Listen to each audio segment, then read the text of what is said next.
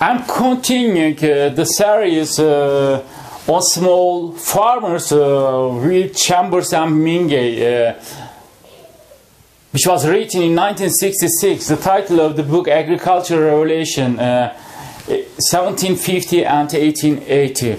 When we talk about small farmers in England, we consider first small farmers who own their farms, the freeholders or owner-occupiers. Small owners were adversely affected by the burden of expenses involved enclosure, apart from mentioning some enclosure where the cost was unusually high. However, they produced no evidence that these expenses were in fact fatal to small owners. And when the matter is looked at closely, it does not seem very probable that the cost of enclosure by itself forced very many small properties to sell out and decline to the status of laborers. It was only the really small owners with holdings too small to be described as farms who were likely to have found the expenses too great for it to be worth keeping their land. They depended on some supplementary or alternative occupation in any case, and they will have found the occasion of enclosure a good time to sell. Many of these, it must be remembered, were absentee owners who had let out their land and not occupiers. Indeed, some of the sales of absentee owners must have consolidated the holdings of small farmers and strengthened their position. In addition, many large owners at that time were selling some land in order to raise money for enclosures and other improvements, or to clear up their debts during the reign of George III. Private estate acts sought by landowners in order to allow sales or freer use of land tied up in a family settlements were nearly half as numerous as enclosure acts.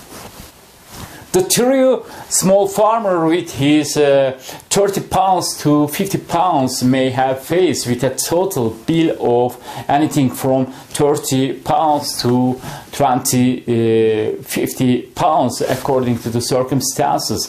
In general, the enclosure was unusually costly. He would not have to find more than about 50 pounds to 100 pounds with the payment separate over a period of time. If we suppose that his land was reasonably fertile and that much of it had been opened before the enclosure, then its value would probably have at least doubled in the enclosed state and would have a mark value 25 pounds to 30 pounds per acre. In total, say 900 pounds for the whole farm. Of course, there is no doubt that some small owners who raise mortgages in order to meet enclosure costs or to stock a farm newly converted from arable to pasture in the end found themselves unable to pay off their debts and were forced to sell. Between 1760 and 1813, however, this seems unlikely to have affected large numbers of small owners, for prices were rising and farmers were prosperous, though the cost of enclosure were higher than early estimates suggested, and they tended to use, especially in the war period, where small owners eventually diminished after enclosure, as at Winston Magna. It seems probable that the other factors were also important. The rise in the burden of poor race, for instance, and the general long-run tendency towards larger and more efficient farms, tendency which certainly did not begin with enclosure and did not end with it. Many small owners indeed had been bought out before enclosure as a necessary preliminary to it. There were obvious advantages in simplifying the reallotment of lands and making the farms larger and more compact if there were fewer owners to consider, and it was generally the case that the earlier enclosures occurred where the small owners were few or their lands had been gradually bought up by the larger owners over a period of years. The individuals who stood in the way of enclosure were often the small absentee owners who had their land or common rights let out to the open fields. Farmers, and sometimes it was the larger owners of pasture land who opposed it because they benefited from a shortage of grazing in neighboring parishes. The increase in the number of small owners may have arisen in part from the recognition as freeholders and taxpayers of the owners of the common rights of copyholders, and even of squatters with encroachments on the west. Small absentee owners found the high prices of the war period an inducement to sell, and we know too that large owners sometimes sold off part of their land to meet enclosure expenses. There was evidently a considerable decline in the land occupied by small owners in the 19th century after 1815, and probably even after the end of active enclosure of open fields and commons.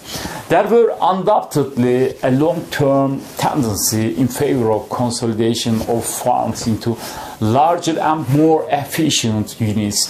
This tendency was encouraged by enclosure, but in no sense dependent on it.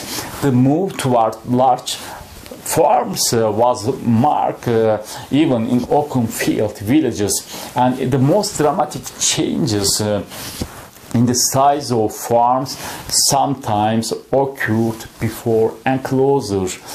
At Winston Magna, the size of farms grew steadily throughout the 17th century, and the enclosure of the village in the 18th century did not directly create any greater inequality than had existed before. Farms grew in size for a whole variety of reasons, because except in certain specialized branch of farming, large units were technically more efficient and more progressive, because the advances in husbandry involving the cultivation of roots and legumes generally demanded fairly large acreages, because large farmers had the resources to withstand occasional bad years and periods of low prices, and perhaps not least because landowners took great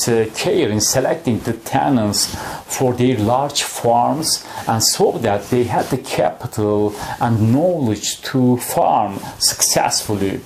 The long-term tendency was therefore in favor of larger farms, and enclosure usually served only to accelerate the effects of factors unfavorable to small men at that time. The change was essentially a gradual one. There was no sudden or cataclysmic decline of small farms in England at that time, and to speak of their disappearance in the 18th century is absurd according to the others. By 1851, the advance of large-scale farming had indeed gone so far that farms of 300 and more acres occupied over a third of the cultivated acreage, while small farms and holdings of under 100 acres occupies less than 22%, but the number of small occupiers was still very large, over 134,000 as compared with 64,200 farmers of 100 to 299 acres, and only 16,671 farmers of 300 acres or more. The family farmer who employed no labor beyond that of his family was still very much in evidence. In 1831, of the 85,000 farming families in Britain, nearly half fell into the family farm category at that time.